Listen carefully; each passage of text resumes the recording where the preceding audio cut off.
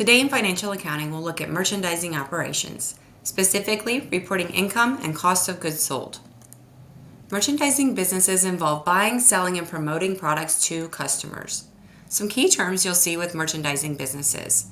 Merchandise, products or goods that a company buys to resell. A wholesaler buys products from manufacturers and sells to retailers. And a retailer buys products from manufacturers or wholesalers and sells to customers. Next, we're going to talk about reporting income for a merchandiser. Now, we're used to service company income statements. Typically, they show revenue minus expenses equals net income, as shown here in Skylar Service Company. For merchandisers, it starts to look a little bit different, as shown here in Hazel's Merchandising Company. You'll see net sales, cost of goods sold, gross profit, expenses, and net income. A few new terms you're seeing there: net sales, cost of goods sold, and gross profit. Now, as we get into income statements for merchandisers, we're starting to get into more detailed income statements so that we can hone in on what we need to do differently and make changes. Let's talk about those calculations.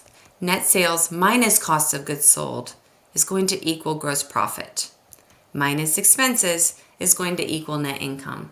That's what that's going to look like for an income statement for a merchandiser. Now let's talk about cost of goods sold. This is a new account that you're seeing. It's an expense account. On our T accounts, it's going to increase with a debit and decrease with a credit. We pull it out separate because it involves the inventory that we're buying and selling. When we calculate cost of goods sold, we start with our beginning inventory. We add in any net purchases we've made during the period. This gives us our goods available for sale. We subtract out our ending inventory at the end of the period, and this gives us the cost of goods sold.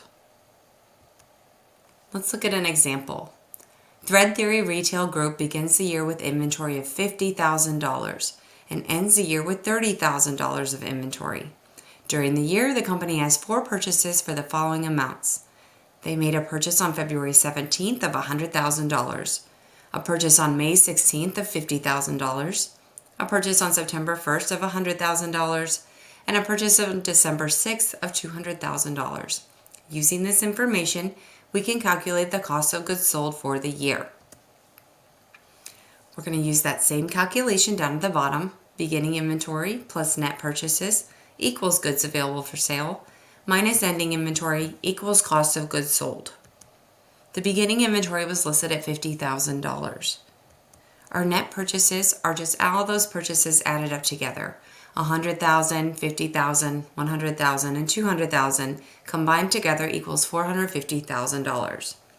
We take our beginning inventory plus the purchases to get our goods available for sale.